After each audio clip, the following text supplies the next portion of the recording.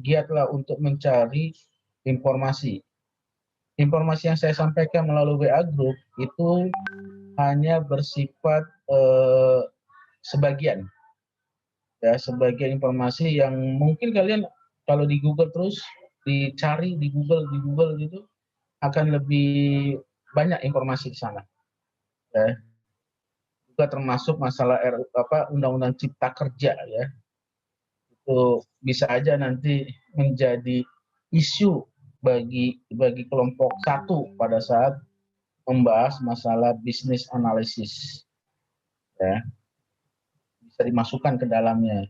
Coba kalian baca, ya, Undang-Undang Cipta Kerja itu berapa halaman yang kalian punya, ya, bisa di Google. Ya, ada yang aslinya ada 905 lembar halaman, ya, 79 undang-undang yang direvisi, dijadikan satu undang-undang omnibus. Nah, di dalam undang-undang omnibus itu salah satunya adalah untuk pengembangan investasi. Coba kalian baca di mana yang menjadi poin itu, omnibus itu. Ya. Saya punya, nanti saya akan kirim, ya. Saya akan kirim ke kalian Undang-Undang Cipta Kerja, tetapi undang-undang ini yang saya punya adalah masih RUU karena masih belum ditandatangani. Kan 30 hari setelah disetujui akan ditandatangani 30 hari. Jika tidak ditandatangani oleh Presiden, undang-undang ini secara otomatis berlaku. Nah, ini bukan poinnya di situ, tapi poinnya adalah apa isinya daripada undang-undang itu terkait tentang bisnis analisis kepada setiap perusahaan. Itu penting, ya, penting sekali. Nanti coba kalian baca, saya akan kirim. Ada 905 halaman. Jujur saya baca itu sampai 3 jam. Baca 905 halaman itu. 540 isinya tentang pasal-pasal, 404 itu isinya tentang penjelasan dari undang-undang itu sendiri. Oke, itu yang mungkin kita awali untuk kuliah ini. Atau ada yang mau ditanyain sebelumnya? Tugas sambil jalan, adik-adik, sambil jalan ini saya akan sekalian mengecek absen kita ini. Penting saya lakukan ini kalau seandainya tidak dilakukan presensi ini akan menjadi masalah kalian nanti. Karena nilai ini kalau nggak salah 12% kalau nggak salah absen ini. Oke, semuanya sudah, ada 30 yang hadir.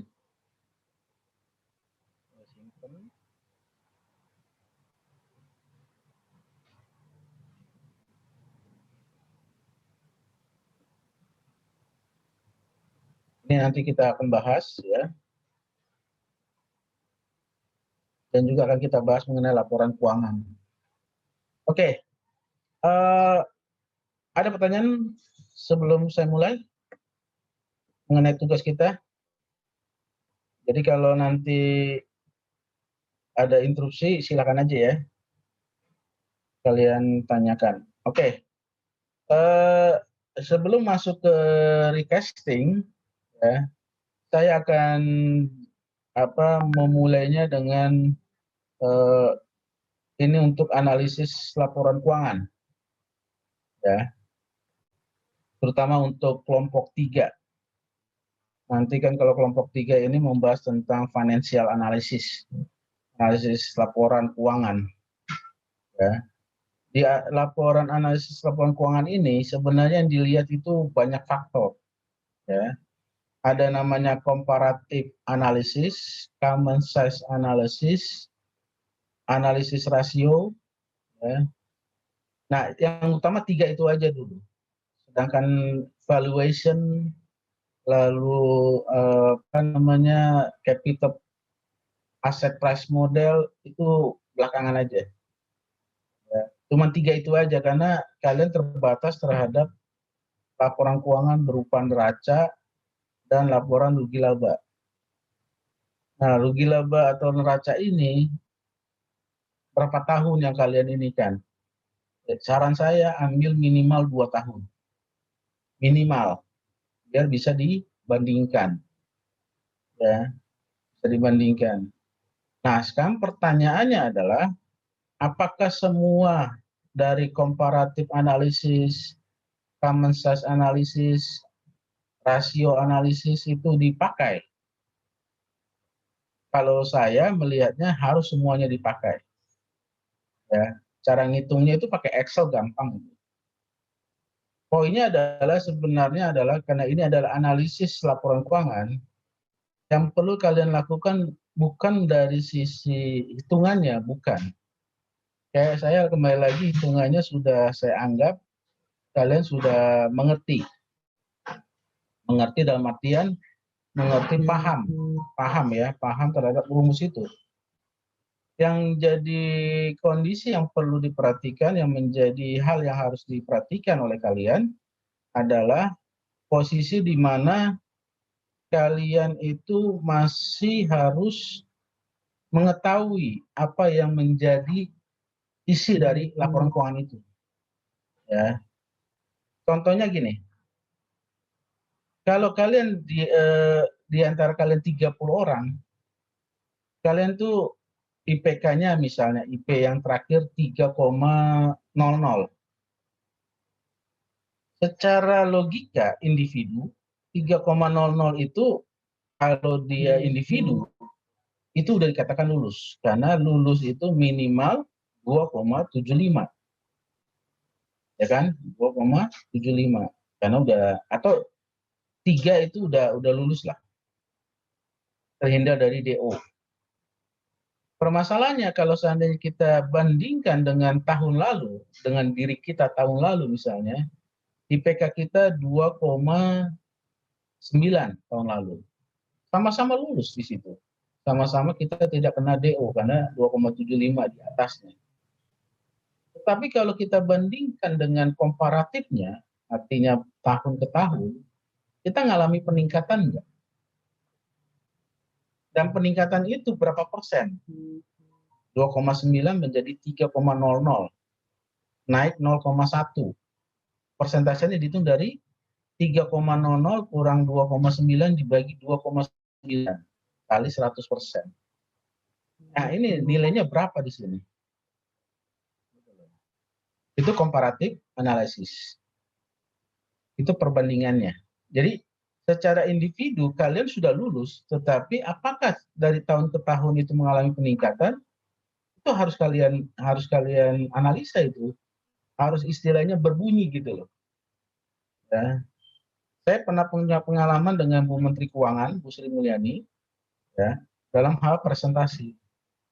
Beliau itu tidak tidak apa namanya tidak konsen terhadap angka dia, tidak hanya konsen terhadap angka, karena beliau itu hitungan matematikanya itu di luar kepala, tanpa kalkulator dia hebat. Ya. Tetapi dia juga poinnya adalah bagaimana membaca data itu hingga berguna bagi pengambilan keputusan. Itu yang terpenting. Ya. Nanti dalam tugas kelompok yang saya pentingkan adalah ada informasi dan bagaimana caranya informasi itu diolah untuk dapat menjadi informasi yang lebih berguna lagi, gitu loh. Dan sifatnya nyambung, nggak boleh nggak nyambung, ya itu yang penting. Sebentar. Oke, ada yang mau ditanyain sambil saya lihat di WA saya sebentar.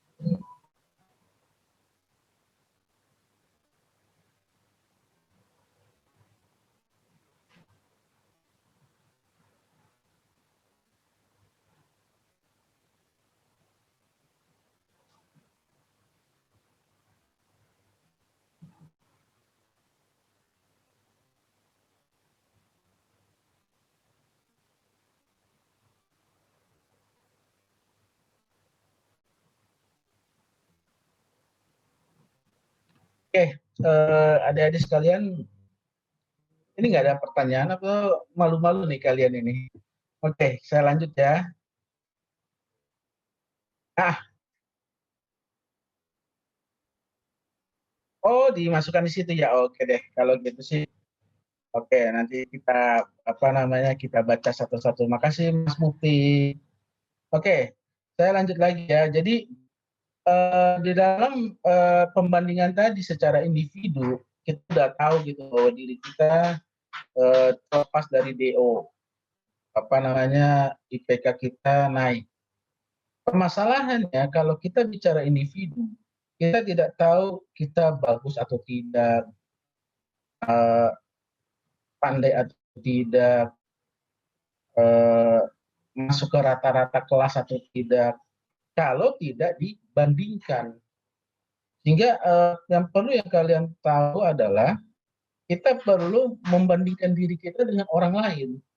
Bukan membandingkan untuk iri, bukan. Kita mau tahu, oh kemampuan kita di mana.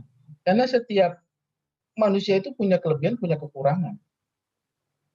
Kalau kita punya kelebihan, yang lain pasti punya kekurangan. Tetapi itu bukan menjadi kesombongan. Atau kita punya kekurangan, tetapi orang lain punya kelebihan, menjadi rendah diri. Kalau tadi tinggi, rendah hati itu menunduk, rendah hati sama tinggi hati gitu ya. Rendah diri itu beda. Kalau diri itu dia selalu di individunya. Nah, posisi yang sekarang terjadi adalah kalau seandainya kita bandingkan dengan orang lain, kadang-kadang kita merasa bangga diri kita udah 3,00, padahal sebenarnya secara rata-rata kelas itu 3,1 misalnya. 3,1 itu dengan 3,00 ternyata kita termasuk orang yang pinter di antara orang-orang pinter. Ngerti maksud saya? Jadi 3,1 itu tinggi, sangat tinggi 3,1 secara rata-rata kelas, tapi kita baru dapat 3,00. Kalau secara apa namanya?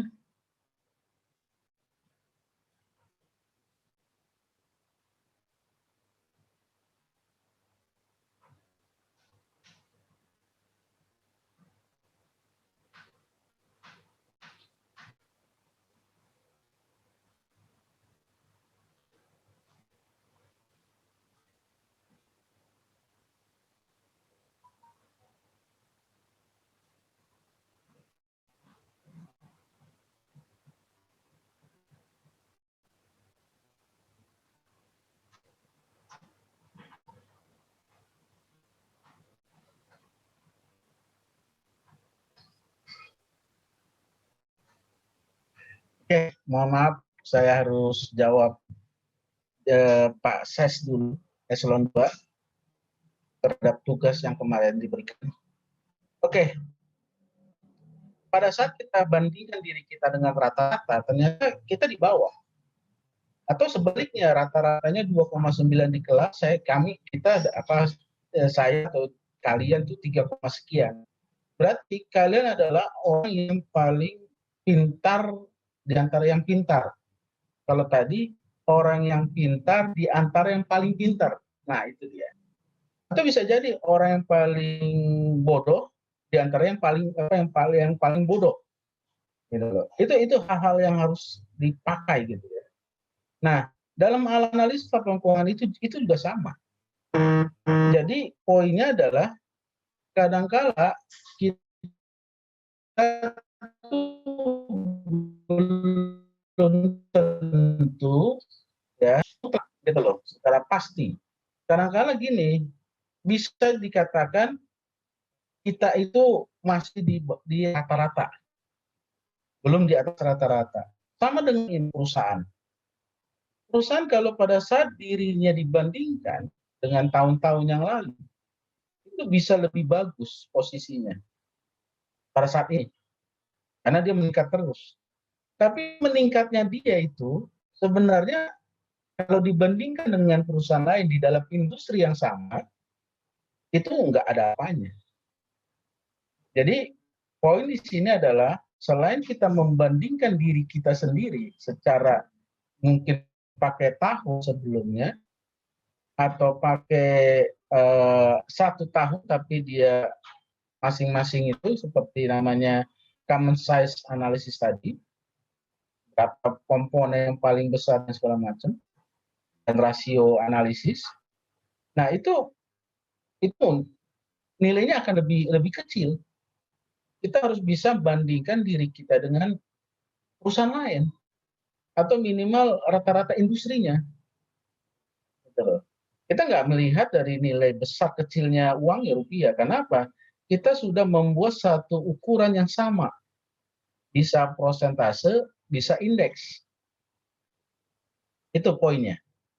Jadi nanti kalau nanti kalian analisis Kalbe Farma misalnya, selain kalian melihat si Kalbe Farma itu sendiri, coba bandingkan dengan industri seluruh perusahaan-perusahaan yang ada di industri farmasi tadi.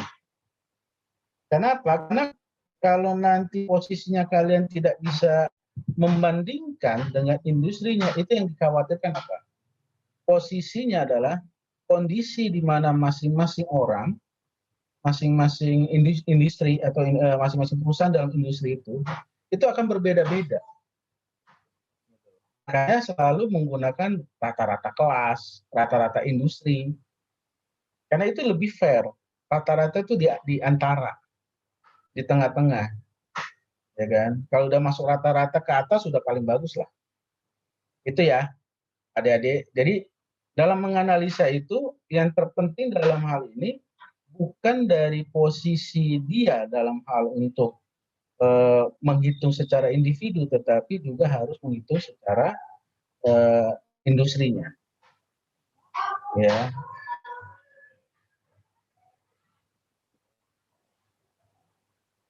Oke, sekarang memposisikan sekarang dari sisi nih rasio.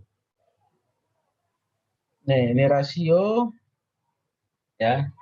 Ini saya ambil contoh aja biar kegambar ya.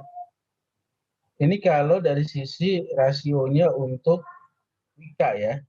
Ini ada Wika, ini ada Adikarya. Ini dulu di semester yang sebelumnya itu adalah perusahaan konstruksi. Ya, perusahaan konstruksi itu berbeda ya dengan pengobat farmasi. Kalau konstruksi itu pengakuan pendapatannya itu dia harus dinilai dulu. Ya kan ada dua metodenya, benar nggak? Ada dua. Ingat nggak kalian? Konstruksi. Pertama adalah dinilai oleh appraisal sampai sejauh mana pembangunan itu dilakukan. Sehingga kalau seandainya si appraisal penilai tadi mengatakan, oh ini 40%, berarti kita baru mengakui 40%-nya. Lalu yang kedua, kalau dia berdasarkan cost to cost. Cost to cost artinya apa? Berapa biaya yang sudah dikeluarkan dibandingkan dengan total biaya konstruksi keseluruhan. Itu dapat berapa persen. Nah, hasilnya itu baru dikalikan dengan total kontrak. Nah, kontrak itu kan pendapatannya dia. Itu baru diakui sebagai pendapatannya dia. Jadi berbeda kalau farmasi ini kan lebih kepada berapa barang yang terjual. Ya, barang yang terjual di dalam istilahnya kondisi di perusahaan itu. Ini kan perusahaannya manufacturing dengan produksi massa. Ini nggak bisa disamakan. Infrastruktur berbeda. Nah, kalau dibandingkan seperti ini yang tadi saya sampaikan, ini kan mengalami apa? Peningkatan, walaupun dia peningkatannya nggak terlalu signifikan. ya. Tetapi secara realnya, kalau current ratio ada nggak batasan yang mengatakan ini perusahaan itu bagus loh current ratio-nya? Ada, yaitu current ratio minimal itu 1. 1 artinya bahwa aset lancarnya dia Rp1 memberikan jaminan kepada kreditur bahwa jaminannya utang lancarnya bisa dipenuhi dengan Rp1 juga. Kalau dia 0,9 itu artinya si perusahaan yang punya uang di perusahaannya kita, misalnya di perusahaan kita, itu dia punya Rp1 utang kita hanya dijaminkan 0,9. Artinya apa? Ada kemungkinan 0,1 yang tidak kebayar. Kalau seandainya pada saat itu yang kita analisa, perusahaan ini akan bangkrut atau dipilotkan. Itu cara membacanya secara individu. Jadi ada persyaratan passing grade namanya yang harus kalian perhatikan. Lalu bandingkan dengan individunya, rata-ratanya. Bisa jadi rata-ratanya itu 0,95. Terus secara individu kita 0,8. Sama-sama di bawah 1. Tetapi yang lebih buruk apa? Kita punya, karena secara rata-rata 0,95, kita 0,8. Jadi secara yang terburuk, kita ada di bawah yang terburuk. Artinya secara passing grade, kita nggak lulus. Di antara passing grade yang nggak lulus tadi, kita yang paling kurang baik gitu loh. Karena rata-ratanya 0,95. Itu logika berpikirnya. Itu contoh yang perlu saya sampaikan. Ini banyak sekali analisanya. Ya, nanti kalian satu-satu harus dicerna. Apa itu inventory turnover, apa itu gross profit margin, ya, itu penting. Oke, itu poin yang pertama. Lalu sekarang kita masuk ke recasting. Oke, apa itu recasting? Ya, ini secara akuntansi sebenarnya ada sih definisinya, ya. Tetapi saya ini kemarin mengambil satu di Google juga, saya searching, ya, saya masukkan eh,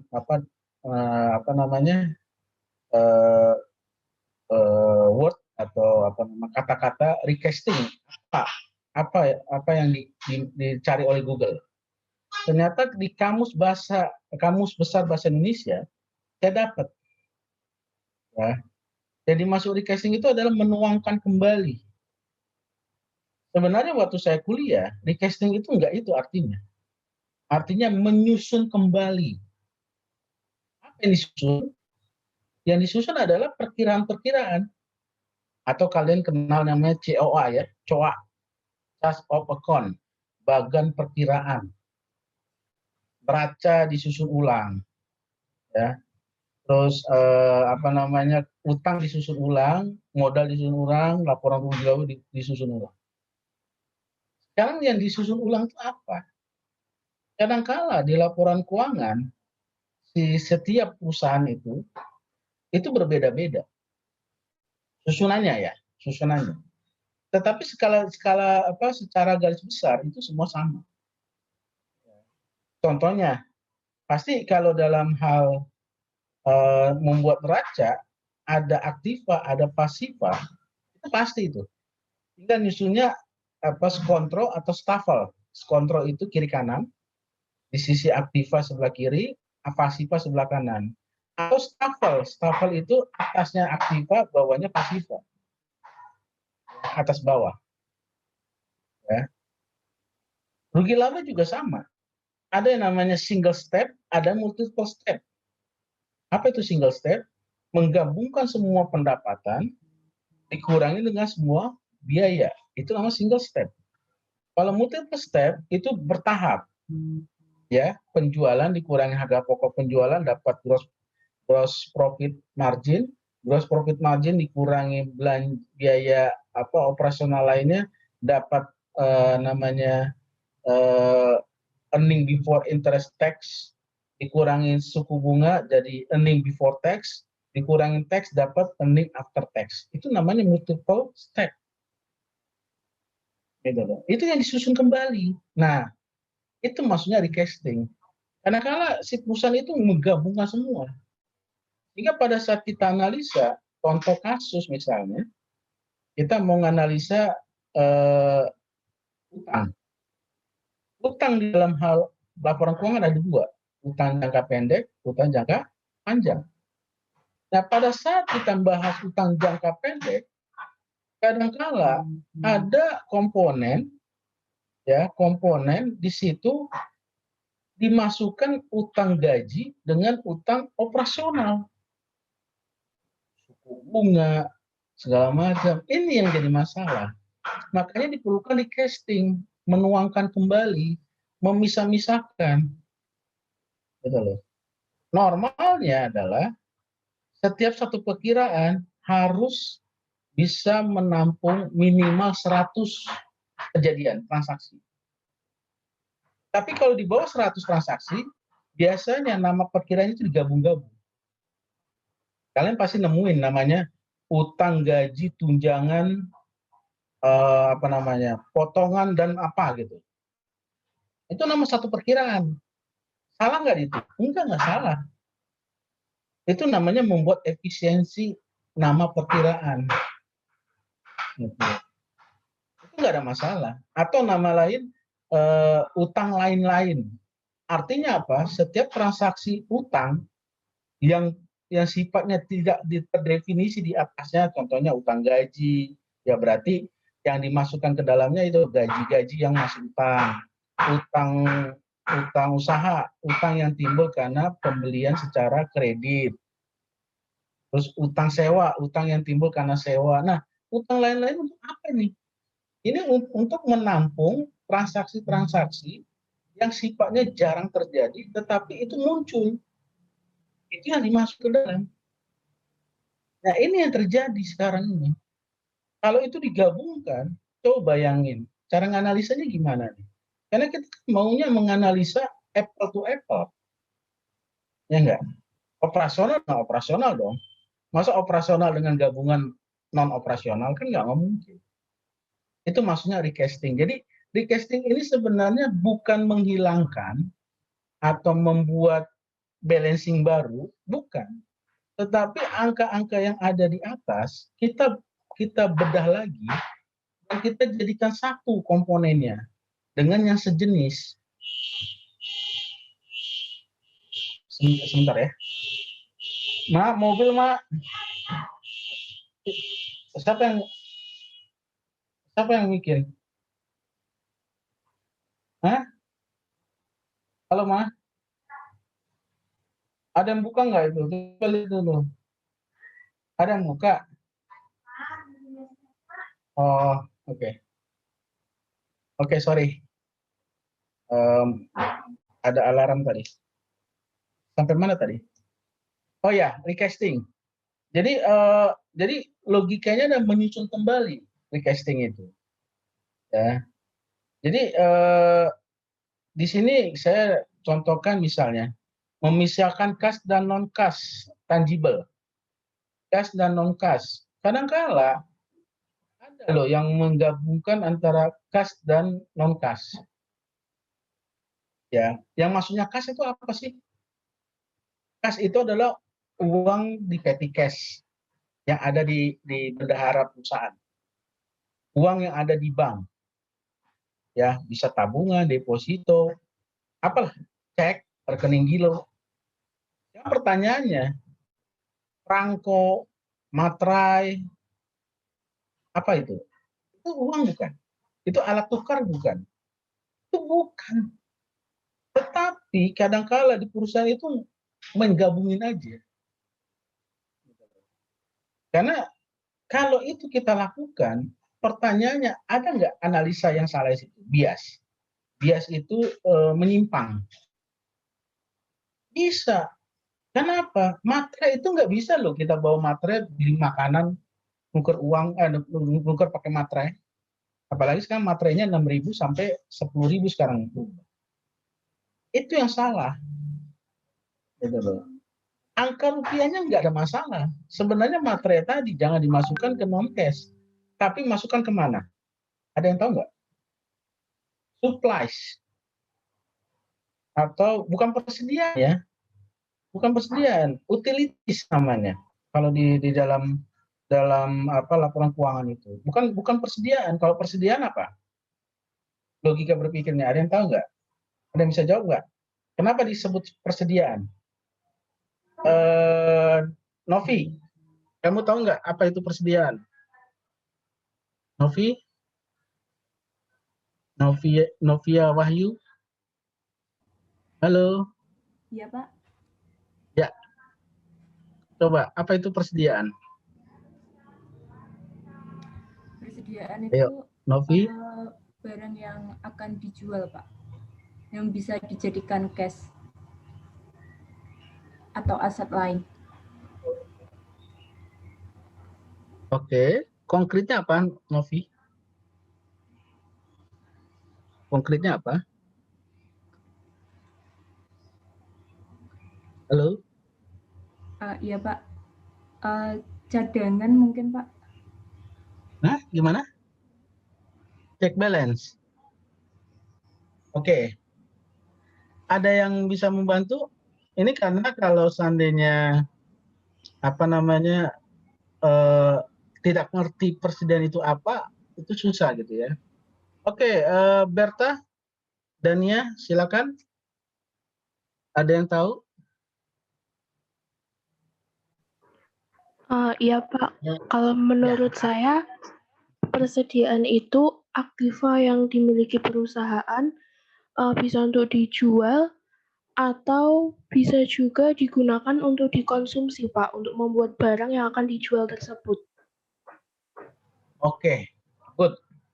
Dan pertanyaan saya, kalau dia perusahaannya apa namanya membuat mobil, tanah itu persediaan atau aset? Aset Pak. Aset, bagus. Sekarang saya balik lagi. Kalau seandainya apa Sandiago Hills, tahu nggak Sandiago Hills? Tahu ya? Sandiago Iya, Hills itu tempat pemakaman pemakaman gitu ya Pak. yang mewah ya, yang mewah. Iya, Nah, tanah itu bagi si PT Sandiago Hills itu apa? persediaan Pak, karena Ya. dia jasanya pemakaman itu. Oke, menjual tanah makam. Oke, Iya. good. Ya, Novia tadi juga ada sebenarnya data makin menyempurnakan. Oke, saya catat dulu. Oke, jadi betul ya bahwa kalian harus tahu dulu gitu loh apa itu yang namanya persediaan dan apa itu aset. Ya, kenapa? Karena recasting itu penting dalam membuat neraca yang benar itu penting banget. Kadang kala ya perusahaan itu bingung memisahkan mana persediaan, mana aset. Gitu loh. Walaupun nilainya besar tanah itu, persediaannya juga banyak bagi si perusahaan yang bergerak di dalam penyediaan tanah kuburan. Itu penting gitu loh. Makanya saya bilang tadi recasting itu adalah bukan merubah uang dalam neraca 88, enggak. Tidak ada itu istilah mengganti balancingnya. Balancingnya pertama 1 miliar. Terus dengan recasting jadi di bawah 1 miliar. Enggak. Itu namanya revaluasi. Kalau yang berubah balancingnya. Beda dengan recasting. Gitu loh. Jadi poinnya adalah recasting itu kepada bagaimana kita memasukkan dan ke komponen perkiraan yang disesuaikan dengan unit kerja, unit operasional dia sebagai apa dia. Seperti contoh, ya contoh PT Toyota. Toyota itu apa? Menjual mobil enggak? Menjual mobil. Kan pertanyaannya, dia menjual mobil, tapi dia pakai mobil dia juga nggak untuk operasional? Pakai. Nah, ini yang jadi masalah nih. Jangan sampai mereka tuh menganggap yang dipakai oleh operasional perusahaan itu dianggap kesediaan. Inilah namanya casting. Gitu loh. Nggak bisa memisahkan mana yang menjadi operasional itu berarti masuk ke aset, mana yang masuk ke dalam penjualan. Itu maksudnya recasting. Ya, itu contoh yang konkret gitu ya. Lalu sini ada beberapa contoh lagi mempengaruhi neraca misalnya. Tadi saya sudah sampaikan dan rugi laba ya, pos-pos yang ada. Ya. Nah, di sini ada lagi operasional dan non operasional. Kadangkala dalam membuat laporan keuangan nanti kalian lihat deh Kalbe Farma misalnya.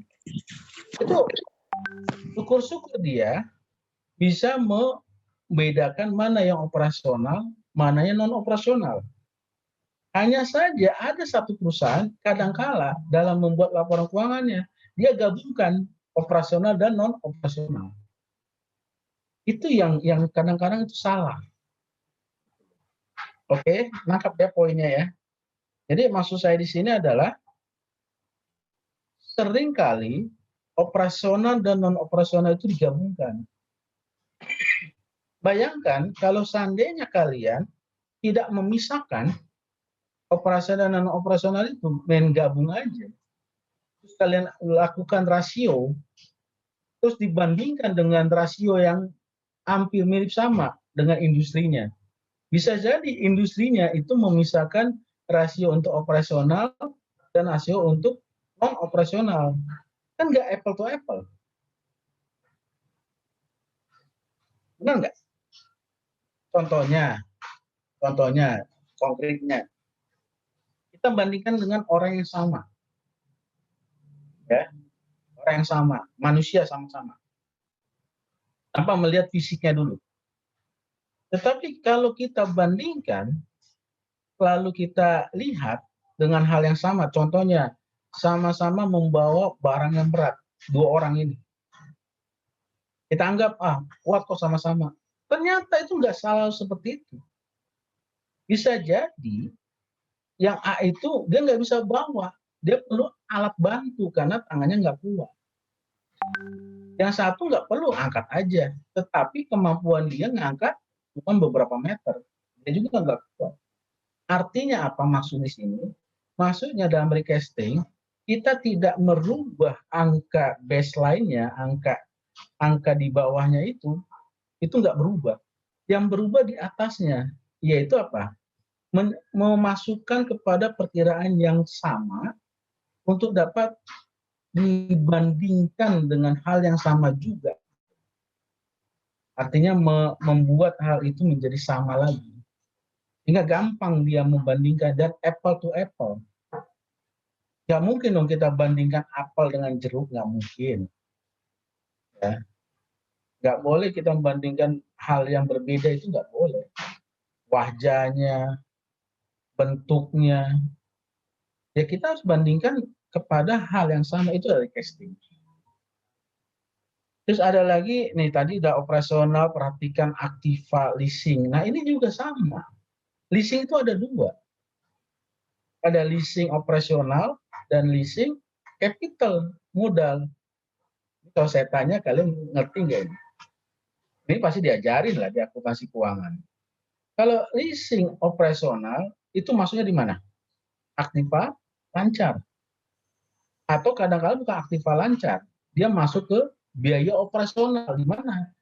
Biaya operasionalnya masuk di rugi laba. Tetapi kalau dia leasing capital, dia masuk ke aktiva. Pertanyaannya aktiva mana? Aktiva yang tanah, peralatan dan mesin, atau aktiva lainnya, atau konstruksi dalam proses. Ini kan masih hutang dia. Tapi udah kita akui, karena nanti tahun kelima pada saat masa akhirnya itu, aset yang kita leasing itu menjadi milik kita. Nah ini harus kita jelaskan. Permasalahannya adalah, nanti tugas kelompok kalian, Ini yang berat. Kenapa? Kadangkala kalian tuh harus baca yang namanya CALK, CALK. Apa tuh? Catatan laporan keuangan. Kadangkala itu kelihatan di situ.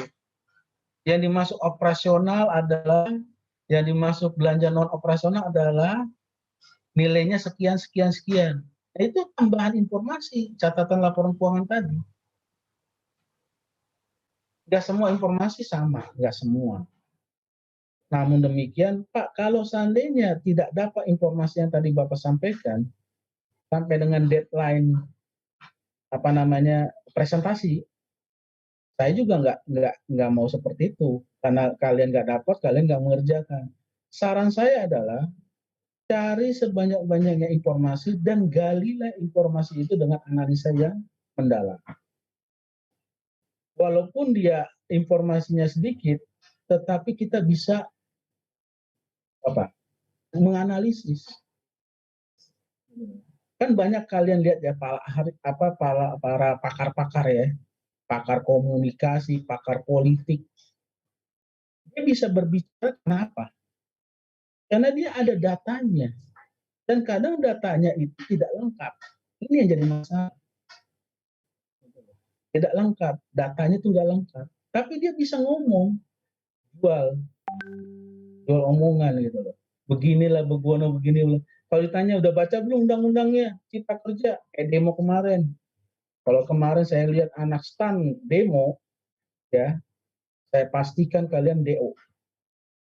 Saya udah bilang itu ke Dosko. Kalau kalian ketahuan demo kemarin, ya undang-undang Cipta Kerja, karena banyak juga SMK, mahasiswa demo. Kalau ditanya apa isi undang-undang Cipta Kerja, ada yang bilang undang-undang Cipta Lapangan Kerja. Enggak, itu definisinya aja dia nggak tahu.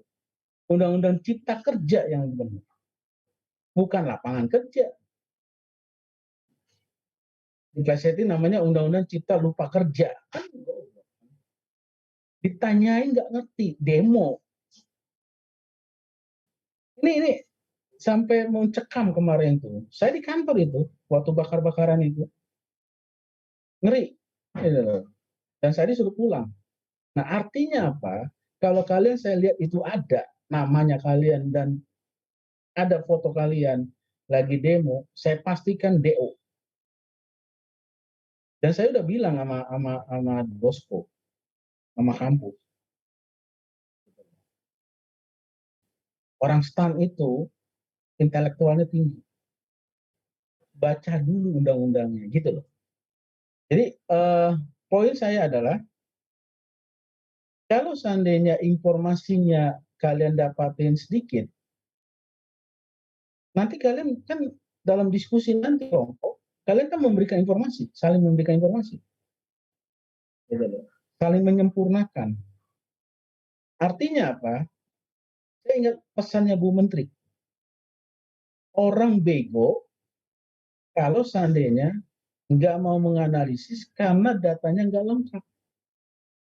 Itu kalimat dia.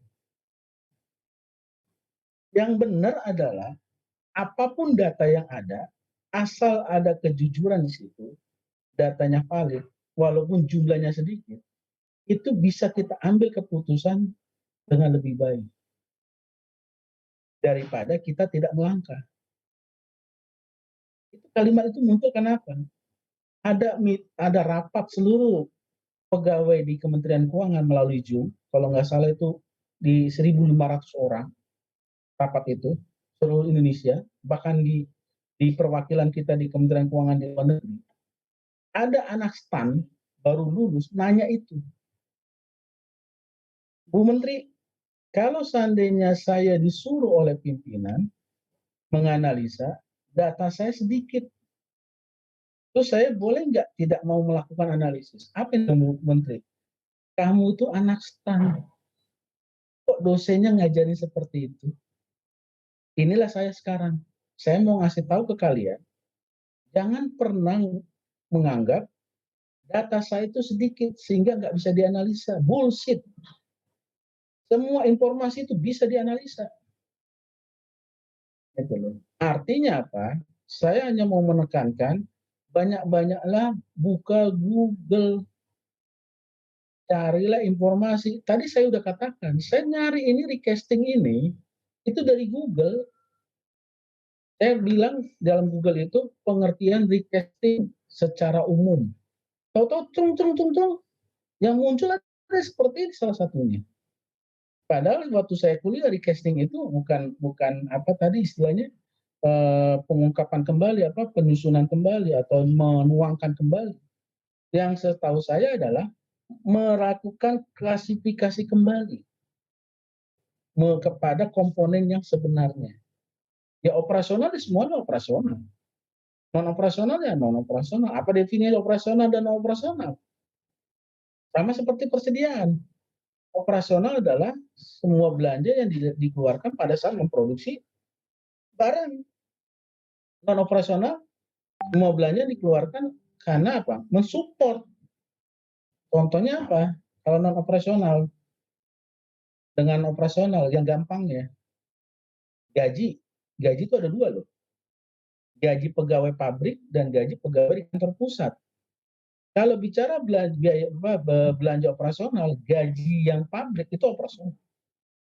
Sedangkan yang gaji manajer, pegawai operasional di kantor, office boy, back office, itu namanya belanja non operasional. Mendukung, supporting dong. Itu logika berpikirnya ya. Jadi ini banyak contoh-contohnya ya. Bagaimana kita mau testing. Intinya adalah saya tekankan lagi, jangan pernah mengatakan data kami nggak lengkap. Saya udah kirimkan berapa file di situ di WA Group. Coba kalian lihat, hampir sekitar 20 atau 30 data. Olahlah dengan data itu. Baca satu-satu. Nanti di kantor, kalian tuh harus bisa menganalisa dengan data-data yang ada. Dan bisa memberikan pendapat kepada pimpinan. Itu. Kalau ditanya, gimana pekerjaan kalian? Saya pernah ngalami magang di perusahaan Jepang. Ya, di perusahaan Jepang saya pernah magang. Tahu perusahaan Jepang apa? Bosnya datang ke kantor, ya, nanyanya cuma satu, di sini ada masalah nggak? Terus pegawainya bilang apa? Aman Pak. Itu orang Indonesia nih. Aman Pak. Marah nggak dia? Enggak. Lalu hari kedua datang lagi. Di sini ada masalah nggak? Oh aman Pak. Hari ketiga tanya lagi, oh aman Pak. Pada saat hari ketiga tadi, apa yang dibilang sama bos Jepang? Kamu sekarang saya keluarkan, pecat. Itu fakta. Terus dia nanya, kenapa saya dipecat? Orang Jepangnya bilang apa? Dalam satu hari tidak pernah ada di dunia ini yang sempurna.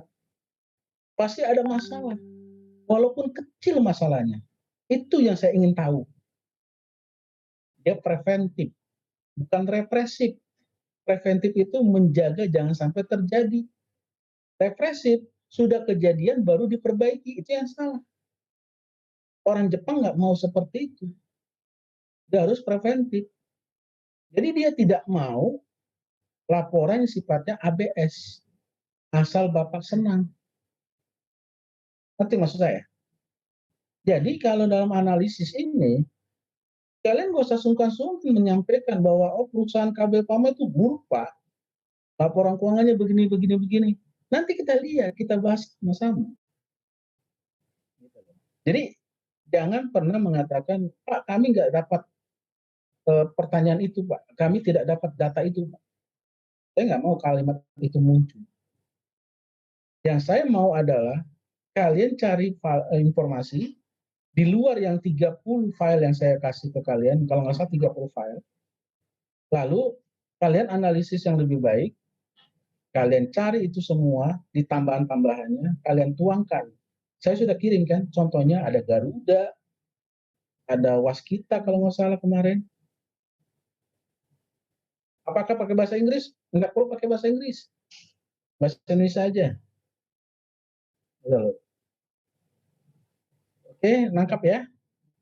Lalu berikutnya, nih kayaknya sudah semua saya ini kan, apa itu recasting, apa itu bagaimana mau ubah. Oke, saya mau masuk ke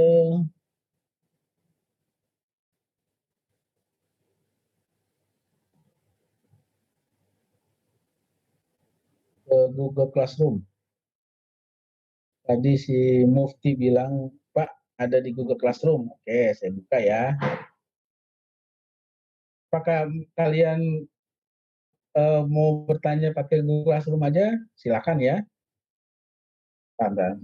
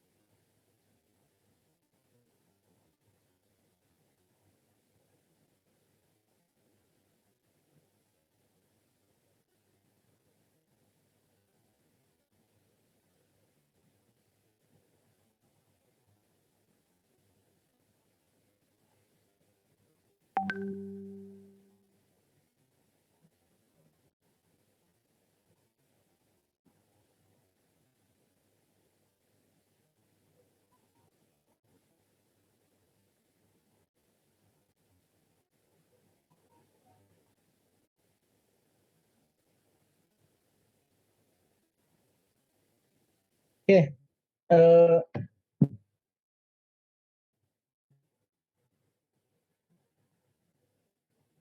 ini pertanyaan yang baru ya. Oke, saya akan sampaikan di sini. Izin bertanya Pak mengenai penyebab distorsi akuntansi kan membahas tentang earning management. Mengapa earning management itu boleh dilakukan Pak? Sekarang pertanyaan saya, kalian tahu apa distorsi? Distorsi itu adalah penyimpangan. Penyimpangan daripada akuntansi. Akuntansi itu kan seni. Seni dalam pencatatan, pelaporan dalam bentuk uang yang dapat digunakan untuk pengambilan keputusan. Nah, distorsi ini terhadap earning apa? Ya, pengelolaan laba, ya, manajemen laba misalnya. Apa iya laba itu harus kita atur sebelumnya? Tidak. Yang kita atur dalam hal ini untuk manajer adalah di dalam setiap kali rapat, kalau dia go public nama rapat umum pemegang saham, selalu itu ada yang namanya penetapan berapa target laba yang harus dipenuhi oleh manajer itu untuk mengelola perusahaannya dia. Sebagai pemegang saham kan wajar. Dia minta laba saya tahun lalu 12%, saya naikin 14%. Salah nggak di situ? Enggak ada salah. Yang jadi masalah adalah dalam mengelolanya nanti, dia pakai prinsip-prinsip akuntansi enggak. Misalnya, harusnya pendapatan dia tahun ini hanya 100, tetapi ada penjualan, ya, penjualan kredit yang akan dilaksanakan di awal tahun berikutnya, dia tarik menjadi penjualan tahun yang bersangkutan. Itu yang salah. Dan itu yang nggak benar sebenarnya. Ngerti maksud saya? Jadi itu yang distorsinya. Memang bertentangan dengan faithfulness representation enggak? Penyampaian yang tidak berpihak. Faithfulness. Faithfulness itu artinya informasi itu benar-benar semua orang dapat dan fair, itu benar, itu akan melanggar. Kalau seandainya si manajernya melakukan tindakan tadi, penjualan tahun depan karena dia di akhir tahun tanggal 31 Desember, dia lihat target saya belum mencapai nih. Karena kalau target saya penjualan tidak tercapai, saya tidak ada bonus. Contohnya seperti itu. Ini dia tarik, dia masukin itu di tahun sekarang, bukan tahun depan. Padahal penjualannya untuk tahun depan. Itu baru tekan kontrak lah istilahnya. Kan ada pengakuan pendapatan kan. Pengakuan pendapatan itu apa sih? Pada saat barang itu berpindah tangan. Lalu adanya uang masuk dalam, oke. Yang ketiga, pengakuan pendapatan pada saat tanda tangan kontrak sudah dilaksanakan. Itu dokumen itu. Dokumen transaksi namanya. Nah, ini namanya cara yang dilakukan oleh beberapa pihak yang sebenarnya nggak boleh dilakukan. Itu yang salah. Ya, faithfulness representation. Itu logikanya. Oke, lalu pertanyaan berikutnya apa nih? Kartika Sukmaning Tias. Izin bertanya Pak, terkait recasting atas laporan, apakah hal tersebut merupakan kewajiban mutlak bagi seorang analis sebelum melakukan analisis, meskipun sebuah laporan keuangan sudah mendapatkan opini? Oke. Dan masih terdapat distorsi, sehingga harus dilakukan recasting tersebut.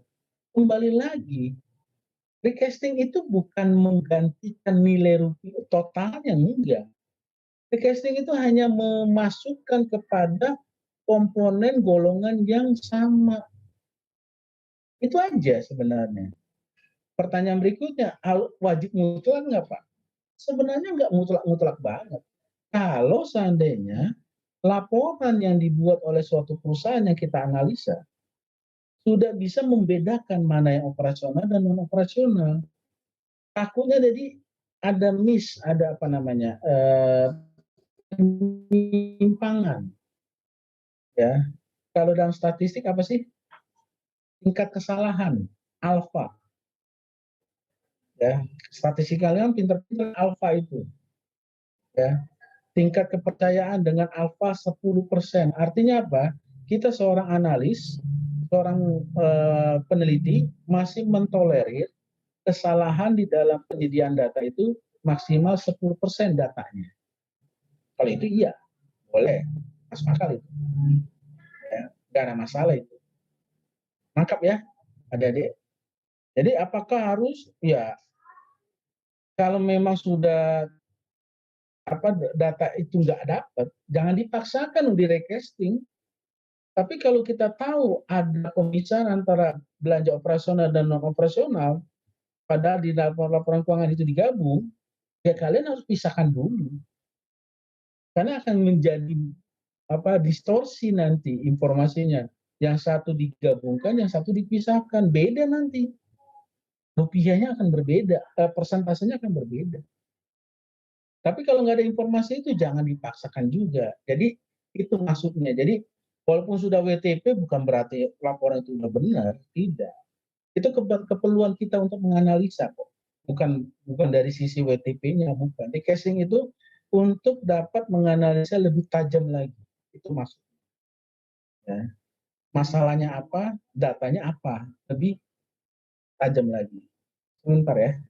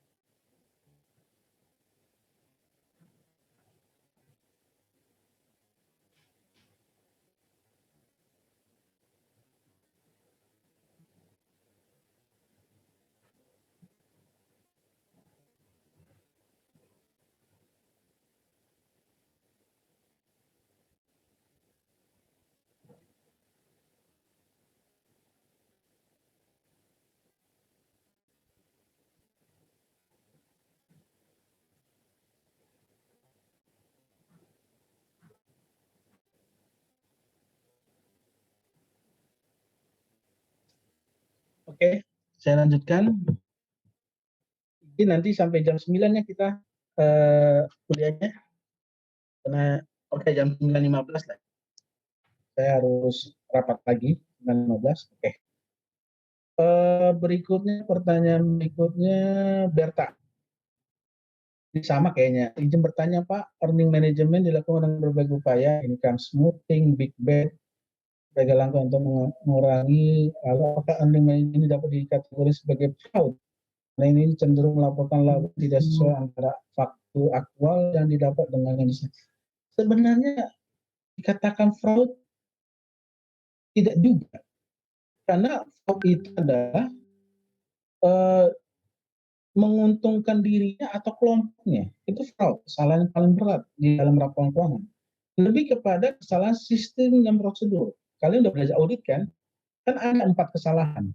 Kesalahan administrasi, kesalahan prosedural, itu beda loh. Administrasi dengan prosedural beda. Administrasi misalnya karena salah tulis, prosedural itu proses. Ya, itu sistem dan prosedur. Kesalahan dalam peraturan, dan yang keempat ada fraud. Ini yang paling berat itu fraud. Jadi kalau ditanya apakah ini fraud, tidak. Ya, tidak selalu dia fraud. Sekarang mau tanya, income smoothing apa sih? Memperbaiki smoothing apa ya? Apa memake-up apa namanya? Mengatur income itu jangan sampai hasilnya itu kecil.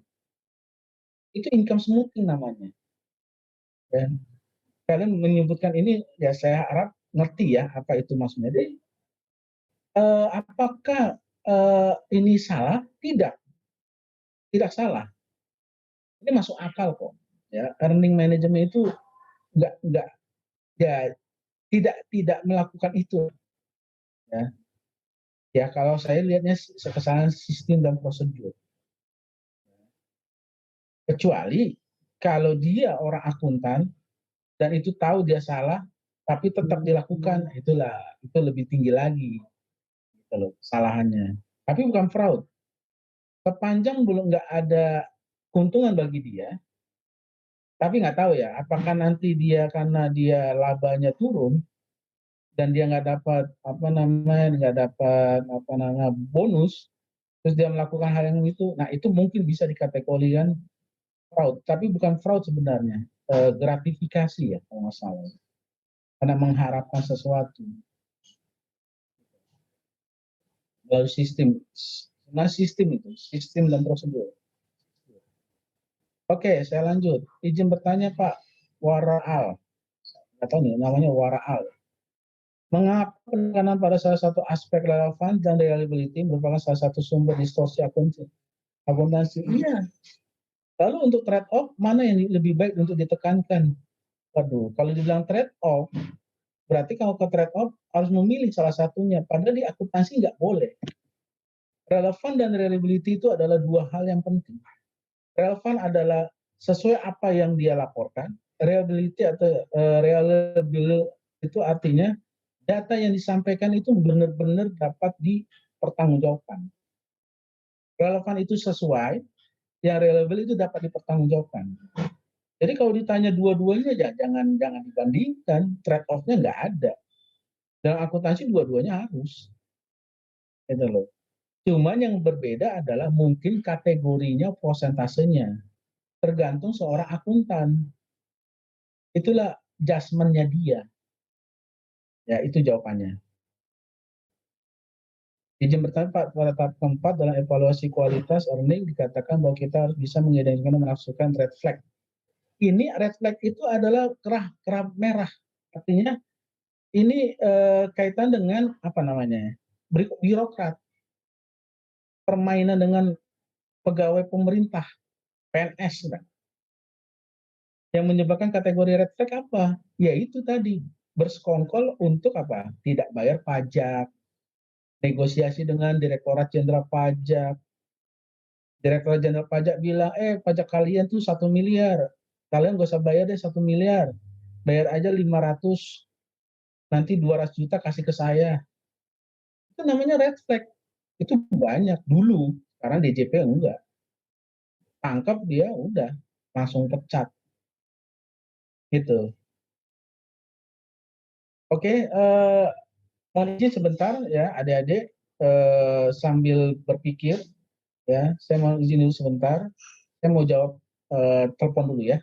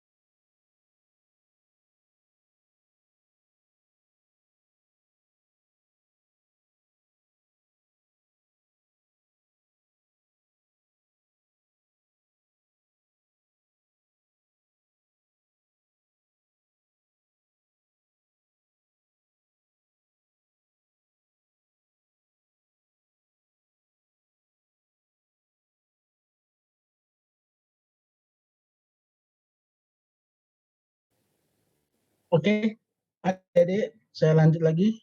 Mohon maaf, tadi saya harus menjawab telepon ya untuk tugas saya hari ini. Mana tadi? Oh ya, Devita udah ya tadi ya? Oh belum. Tadi red flag ya. Jadi red flag itu adalah contoh dari red flag apa saja ya Pak? Itu tadi saya sudah sampaikan ya, bekerja sama dengan pegawai pajak. Contohnya itu. Oke, untuk keinginannya pribadi itu namanya fraud itu, ya, gratifikasi itu namanya. Izin bertanya Pak, manajemen memiliki kebebasan untuk memilih, oke. Namun metode yang digunakan ini belum tentu mencerminkan kegiatan yang dilakukan sebenarnya sehingga bisa menimbulkan bias atau distorsi. Jika ini terjadi, apakah bias tersebut dapat minimalkan saat melakukan analisis atau tetap tidak dapat dihilangkan? Istilahnya gini, analisis itu kan kita berdasarkan data dari apa? Dari pihak luar, dari pihak perusahaan. Kita seorang analis itu hanya melakukan apa? Cleansing atau pembersihan. Mana data yang outlier, mana data yang not available, itu yang dibersihkan. Tetapi isi di dalamnya kita nggak bisa lakukan. Mau kita rubah apa? Tertulis 100 kita ubah, nggak usah 100 lah, 200 saja. Itu namanya manipulatif. Dalam suatu penelitian atau kajian, itu tidak dibenarkan. Membuat suatu data agar hasilnya lebih baik lagi. Nggak bisa. Kita harus hanya capture aja, nangkep aja, ngambil aja. Dan kita baca apa adanya, bukan ada apanya. Jadi jangan sampai kita melakukan penelitian karena pesanan orang, terus tahu-tahu disampaikan, nggak kita dibayar. Salah itu. Survei itu kadang-kadang begitu. Pilkada, pilpres kemarin, dibilang Prabowo menang 52-48. Oh, udah bangga sekali sih Prabowo-nya. Jokowi menang 56/44. Udah bangga banget. Tapi yang pasti itu kalau kita dengan data yang pas, yakin benar. Karena beberapa ada 10 survei lembaga survei kemarin, ya 7 memenangkannya Jokowi, 3 memenangkan Prabowo. Artinya 7 itu sudah benar-benar valid. 3 itu saya nggak nyebutin ininya, orang-orangnya di dalam. Itu hanya menyenangkan saja. Kasihan Pak Prabowo itu, kasihan. Saya lihat ya, kasihan. Jadi kalau ditanya bisa nggak meminimalkan bisa. Dengan cara apa tadi? Recasting, memisahkan kegiatan yang sama ke dalam satu komponen. Lalu apa? Memisahkan data-data yang outlier. Cuma itu doang. Adanya kesalahan pasti karena angkanya kita nggak tahu. Cara menghitungnya, cara mencatatnya kita nggak tahu. Kita hanya data gelondongan angkanya saja. Jadi jawabannya seperti apakah bias tersebut dapat diminimalkan? Bisa dengan cara cleansing. Tetapi tidak bisa menghilangkan. Kalau dia mencatatnya salah, itu juga salah. Kan ada prinsip garbage in, garbage out. Yang masuk sampah, keluar juga sampah. Itu yang harus diperhatikan. Izin bertanya Pak Mufti, laporan keuangan pada awal dibuat untuk tujuan umum, lalu disusun lagi untuk tujuan khusus dalam analisis. Untuk contoh tujuan khusus itu apa ya Pak? Tujuan khusus itu maksudnya kita memberikan informasi kepada pengambil keputusan. Siapa pengambil keputusan? Banyak pihak-pihak yang terlibat, stakeholder. Jadi tujuan khususnya apa? Ya kita menyampaikan kepada siapa? Pada kreditor, kepada pemegang saham. Makanya ada informasi bahwa laporan keuangan dalam satu perusahaan itu ada 3 dibuatnya. Satu kepada bank, biasanya kalau kepada bank, laporannya diperbaiki, ditinggi-tinggiin, labanya ditinggiin. Laporan kepada pajak, pajaknya biar rendah, dibikin rugi terus. Atau untung tapi nggak terlalu besar, biar nggak bayar pajak besar. Yang ketiga, laporan untuk manajemen. Yang benar tuh, biasanya untuk manajemen itu yang benar. Karena tidak ada intervensi, tidak ada keinginan yang lain. Walaupun sebenarnya laporan manajemen itu bisa salah juga. Tapi dari 3 laporan tadi itu kalau boleh fair, sebenarnya laporan manajemen itu. Tapi sebenarnya nggak boleh. Ya laporan satu ya untuk semua. Jangan untuk si ini bikin laporan lagi, bikin ini, ditukangin dulu, diperbaiki dulu. Jangan. Setiap satu laporan harus semua orang sama. Itu jawabannya. Yaitu tujuan khusus namanya ya. Izin bertanya Pak, pada contoh understated liability, ada menghilangkan piutang dari neraca ketika telah menjualnya dengan resource. Saya masih belum memahami maksud dari menjual dengan resource-nya. Mohon penjelasan dan terima kasih. Maksudnya tadi kalau yang piutang, ya di sini kan dia bilang piutang dari neraca. Ya kita lihat dulu munculnya piutang itu karena apa? Kan ada pengakuan penjualan kan. Penjualan diakui cash bagaimana, recognition-nya, pengakuannya pada kredit bagaimana. Kalau kita kredit, di titik mana kita akan mengakui penjualan itu kredit? Pada saat terjadi kesepakatan harga, kontrak, gitu loh. Jadi kalau ditanya maksud dari menjual dengan resource-nya adalah resource-nya itu maksudnya bukan resource-nya barang yang dijual, bukan. Sumber dokumennya dipakai apa? Dokumen kontrak, kan ada pengakuan penjualan kalau barang itu sudah sampai di tangan.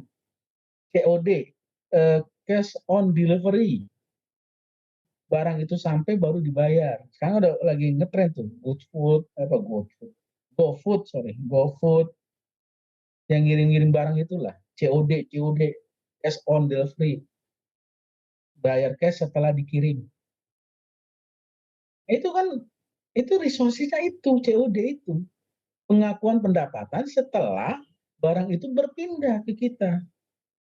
Itu resource-nya. Jadi pengakuan pendapatan di sini yang terpenting. Itu contohnya ya. Itu lalu mana tadi ya?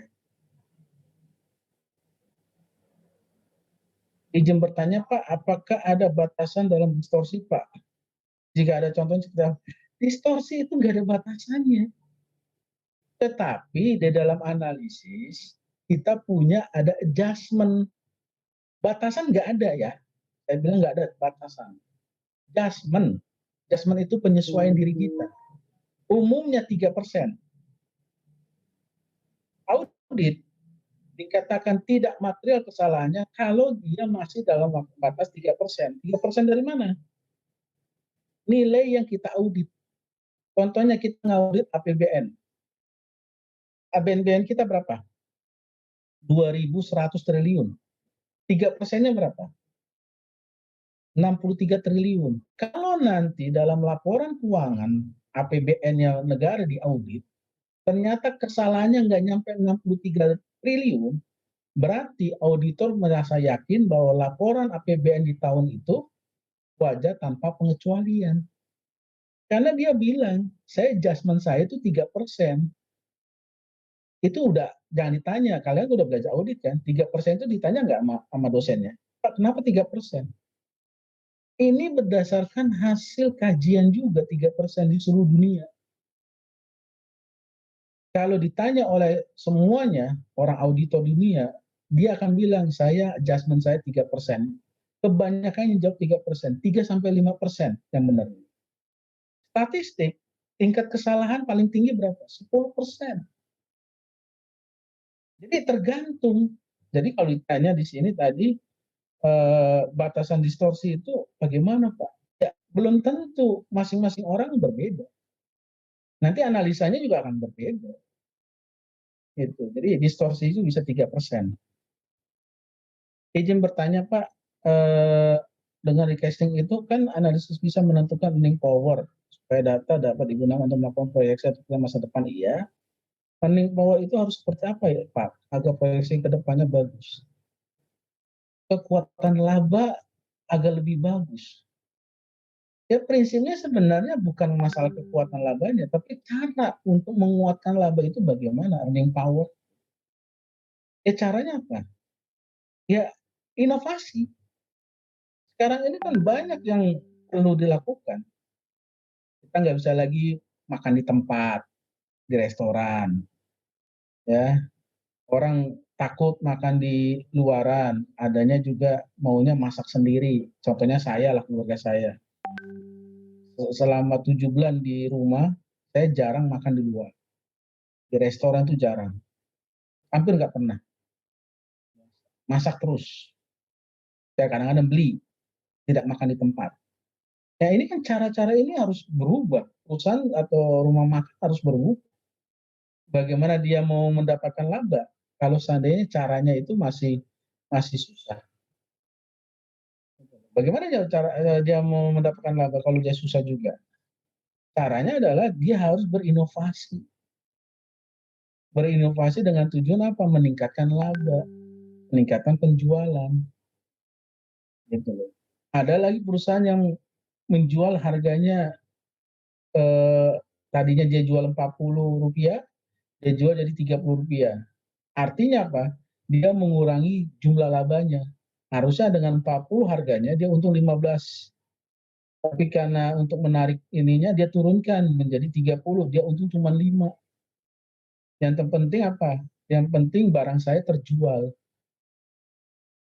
Jadi kalau ditanya earning power ini harus seperti apa Pak agar proyeksi ke depannya bagus? Ya harus berinovasi. Bagaimana caranya untuk mencari kesempatan itu? Ancaman, tantangan itu bukan menjadi menghambat kita, tetapi itu menjadi peluang kita. Itu poinnya. Terakhir ini izin pertanyaan Pak, salah satu sumber distorsi adalah standar akuntansi, di mana standar akuntansi dikaitkan dengan 3 faktor. Politik proses, yang dimaksud dengan proses politik ini dan apa saja contohnya. Ini betul. Waktu kita menyusun standar akuntansi, ada proses politik di sini. Kenapa? Karena setiap kali suatu kebijakan mau diambil, politik itu bermain terus. Nggak ada yang nggak disentuh oleh politik. Nah, contohnya apa? Dalam hal penyusunan laporan keuangan, ini proses politiknya banyak. Karena apa? Karena anggota DPR-nya juga orang-orang pengusaha. Bagaimana caranya biar usaha dia terlihat bagus dengan suatu peraturan yang bersifat formal, yang diatur oleh aturan yang berlaku, undang-undang misalnya. Ya. Contohnya apa? Undang-undang Cipta Kerja. Itu politiknya gede. Jadi memang ada distorsi di situ akuntansi. Yaitu distorsinya apa? Penyimpangannya apa? Politik ada di dalamnya. Di luar sana tuh banyak sekali. Walaupun kadang-kadang nggak kelihatan. Hal-hal kayak gitu nggak kelihatan. Tahu-tahu udah diputuskan aja. Tapi kalau kita lihat di dalamnya, dalam hal proses, kenapa ada voting, ya, kenapa ada voting, itu karena apa? Masing-masing di kepala orang yang membahas itu berbeda-beda. Ada yang berpikiran untuk diri sendiri, motivasinya, ada yang berpikiran untuk rakyat, tapi ada yang berpikiran untuk rakyat, tapi untuk perutnya sendiri, banyak.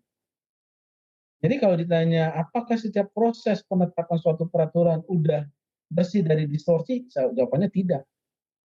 Pasti ada kepentingan-kepentingan yang menyelimuti itu, ada kepentingan yang mengatur itu. Itu yang jadi masalah. Oke, itu pertanyaannya dan jawabannya sudah saya jelasin. Sekarang jam 9.03. Mohon izin kalau tidak ada pertanyaan, kalaupun ada pertanyaan bisa melalui WA group atau di Google Classroom, ya. Setiap kali ada kuliah kita bisa pakai media tersebut. Saya akan tetap memberikan masukan. Ada buku yang kemarin saya kirim pakai bahasa Indonesia yang Supraman, silakan kalian baca. Itu gratis, ya, nggak usah ya, hard copy-nya nggak usah kita beli, tetapi kita bisa baca. Itu hak ciptanya udah dilindungi kok. Ya, kampus yang membeli, tapi bisa dipakai oleh seluruh mahasiswa. Oke, jadi tidak ada masalah untuk itu. PowerPoint tugas saya selalu kirim. Ya, saya mengharapkan kalian tuh membaca. Dengan pertanyaan seperti ini, saya menganggap kalian membaca. Oke, jadi itu yang bisa saya sampaikan. Minggu depan kerjakan tugasnya. Minggu depan yang banyak ngomong kalian, karena kalian yang akan presentasi. Ya, saya minta satu kelompok dua orang yang presentasi. Satu yang sebagai moderator, satu yang membawakan presentasi. Lainnya mendengarkan dalam satu kelompok itu. Kalau ada yang kelompok 2-3 yang bertanya, yang lainnya yang mencatat. Dan tidak perlu di-compare atau tidak perlu dibantah kalau hanya masukan, tapi kalau konfirmasi harus dijawab. Jadi tidak menjatuhkan. Oke adik-adik, ya. Saya stop screen. Oke, izin saya mau screenshot dulu. Keluarkan dulu wajah kalian. Halo, adik-adikku yang manis dan ganteng. Ayo, gak apa-apa, pakaiannya rapi kok semua. Saya keluarkan, saya mau screenshot dulu. Oke. Oke, ayo semuanya. Saya mau screenshot nih. Saya mau lapor ke kampus bahwa saya melakukan kuliah dan tidak fiktif gitu ya. Saya jangan sampai ada laporan yang aneh-aneh gitu. Oke. Tunggu sebentar ya, saya screenshot. Oke. Oke. Yang lainnya mungkin lagi tiduran kali ya, dengerin saya dongeng ketiduran, nggak apa-apa. Ya. Siapa tahu lagi dengerin saya ngajar sambil tiduran. Karena kebanyakan mimpi dia jadi tidur. Oke. Nggak masalah, karena saya ngerti. Saya juga dulu mahasiswa juga kayak kalian. Oke, adik-adik sekalian, karena bahan sudah saya sampaikan dan sudah saya berikan semua ya file-filenya. Saya mengharapkan kalian mengerjakan tugas itu dengan maksimal ya. Oke, siapa yang presentasi saya tidak akan nunjuk saat ini. Saya serahkan kepada kalian masing-masing. Oke, ya. Jadi saya harapkan kalian menunjuk sendiri siapa yang akan presentasi. Tapi requestnya yang masuk kelompoknya si Martin, ya. Martin, kamu mau masuk kelompok mana Martin? Saya minta kamu yang presentasi.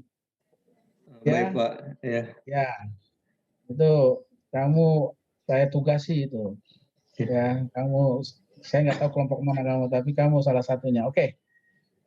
Terima kasih adik-adikku semua. Semoga yang saya sampaikan kalian dapat pahami. Kalau ada pertanyaan lain, silakan kirim di Google Classroom atau di WA Group. Sampai ketemu minggu depan, kalian harus presentasi. Oke, selamat pagi. Sampai jumpa, Pak. Bye-bye. Terima kasih, Pak.